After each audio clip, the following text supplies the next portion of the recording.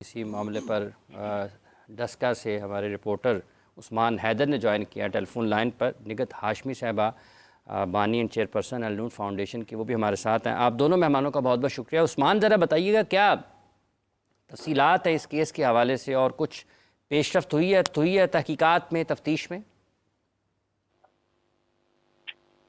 अस्सलाम वालेकुम, बहुत शुक्रिया आपका। ये डस्का ज़ारा कत्ल केस जो है वो इंतहाई अफसोसनाक वाक़या पेश आया है। डस्का में हमने पल पल रिपोर्ट किया और सारा जो वाक़या है हमने दिखाया भी। हमें हमारे रेस्क्यू से 12 नवंबर को इत्तला मिलती है दिन 10:50 पे कि एक ज़ारा नमी खातून है जिसे ससुरालियों ने कत्ल किया और कत्ल करने के बाद नाले में बहा दिया। हमने अपने राय से राब्ता किया और राब्ता करने के बाद टीम वहाँ पे हमारी पहुंची। रेस्क्यू की मदद ली गई। पुलिस ने रेस्क्यू की मदद से रेस्क्यू ऑपरेशन जारी किया और पार्टी के कुछ पार्ट कुछ घंटे ऑपरेशन जारी रहने के बाद मिले, पुलिस के हवाले किए गए और फिर हॉस्पिटल में वो एक बोरी बॉडी के अज़ा की पहुंचाई गई। मैं भी कुछ देर बाद वहाँ पे हॉस्पिटल में पहुंचा। मेरी मकतूला ज़ारा के वालिद से मुलाकात होती है और मैं उनसे मिलता हूँ और बातचीत करने की उस्मान, कोशिश करता हूँ। अभी के क्या हालात हैं? तफ्तीश में कोई लोग गिरफ्तार हुए हैं? मौक़िफ़ क्या है? जो अगर कोई गिरफ्तारी हुई है, पुलिस का क्या कहना है और चीज़ें क्या सामने आई हैं, ये ज़रा बताइएगा प्लीज़। और जिनमें मरकजी मुलज़मा सुगना बीबी है जो कि मकतूला की सास है, वो गिरफ्तार है। एक बेटी है यासमीन है सुगना की, और एक सुगना का नवासा अब्दुल्ला है, और एक दूर का रिश्तेदार है नवीद है, वो गिरफ्तार हैं। 4 लोग गिरफ्तार हैं। मजीद करीबी जो अजीज 4 है वो भी पुलिस ने हिरासत में लिए हैं। तफ्तीश जारी है। ये जो 4 मुलज़मान हैं इनको 4 रोज़ा जिस्मानी रिमांड के लिए पुलिस के कस्टडी में है ये लोग, और कल दोबारा 22 नवंबर को ये अदालत पेश किए जाएंगे। जो नवीद है मुलज़म, वो लाहौर से बुलाया गया था। अभी जो है अभी उस्मान, ये बताइएगा जो उनके वालिद हैं लड़की के, मकतूला के, उनका क्या मौक़िफ़ है और मुकदमा किस तरीके से आगे बढ़ रहा है? उनके वालिद का क्या मौक़िफ़ है और वो कहाँ पर हैं, क्योंकि वो ख़ुद भी पुलिस से हैं मेरा ख्याल? जी बिल्कुल, जो वालिद हैं मकतूला के शबीर है, उनका यही कहना है कि पुलिस जो है वो तफ्तीश कर रही है। पुलिस के साथ मुसलसल राब्ता है उनका, और उनका कहना है कि जितने भी जो वाक़े में मुलव्वस मुल्ज़मान हैं उन्हें पुलिस कोशिश कर रही है गिरफ्तार करने में, और वो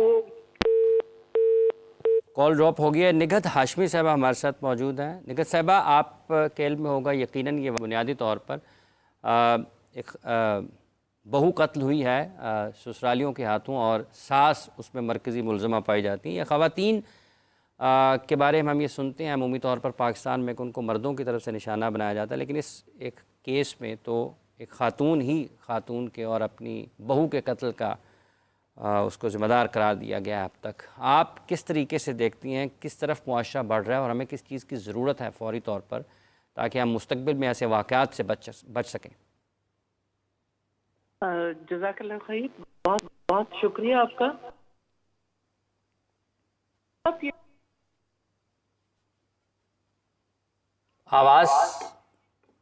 आवाज़ का मसला है, इसको हम दोबारा आपसे रब्ता कायम करने की कोशिश करते हैं। निगत हाशमी साहबा, चूँकि बराह रास्त 2 ख़वातीन का मामला है, क्या आपके ख़्याल में ऐसी, और जो उसकी तफसील में जाते हैं वो आप इल्म में होगा यकीनन के कुछ लेन देन के ख़र्चा उसको जा रहा है कुछ इस किस्म के, तो किस किस्म के रवैये पाकिस्तान में फ़रोग़ पा रहे हैं?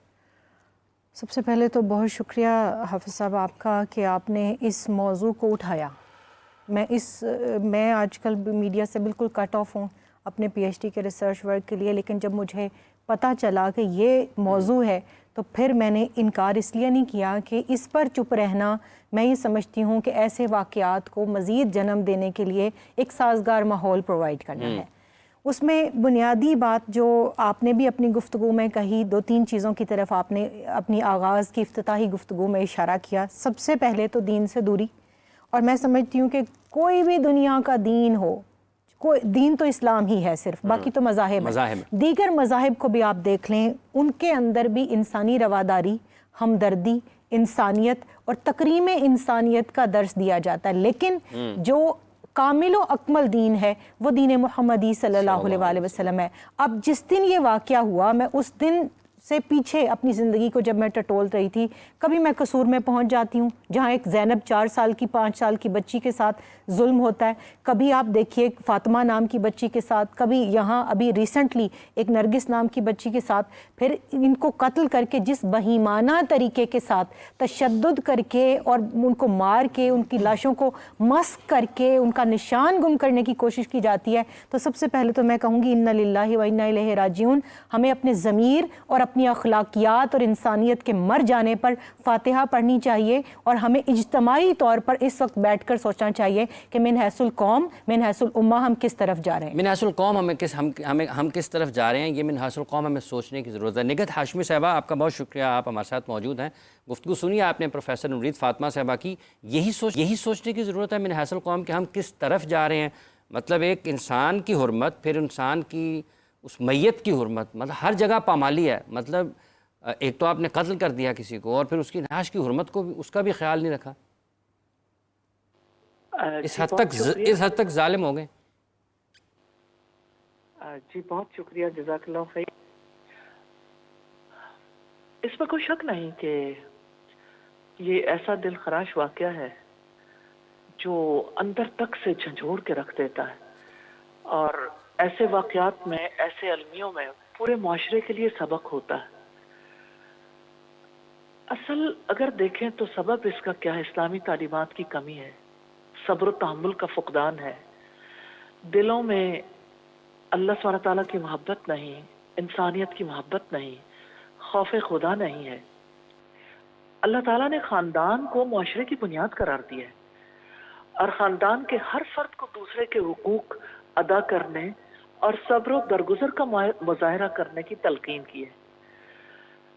لیکن بات یہ ہے کہ جب خاندان کا کانسیپٹ ہی کلیئر نہیں ہے اور اپنے آپ کو اللہ تعالیٰ کے آگے جواب دہ ہی نہیں سمجھتے، تو ایسے میں ان واقعات کا رونما ہو جانا کوئی انوکھی بات نہیں ہے. اور ابھی جو پروفیسر صاحبہ نے جس طرف توجہ دلائی، واقعتاً ہمیں بحیثیت مسلمان کے بھی اور پاکستانی کے بھی اپنے معاشرے کے حوالے سے سوچنے کی ضرورت ہے کہ ہم کس طرف کو جا رہے ہیں.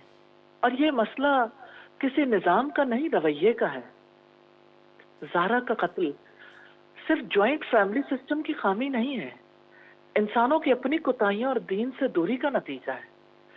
خاندان کے افراد اگر ایک دوسرے کے حقوق کو جانے، اور میں سمجھتی ہوں یہ کوئی کہنے سے کوئی جان نہیں لیتا، اس کے لیے ایجوکیٹ کرنے کی ضرورت ہے. ہم سب کو اپنی ذمہ داریاں ادا کرنے کی ضرورت ہے. ایک طرف حکومتی طور پر بھی اس کے بارے میں غور و فکر کرنے کی ضرورت ہے، دوسرے معاشرے کے جو سنجیدہ افراد ہیں ان کو بھی مل بیٹھ کر اس پر بات کرنے کی ضرورت ہے.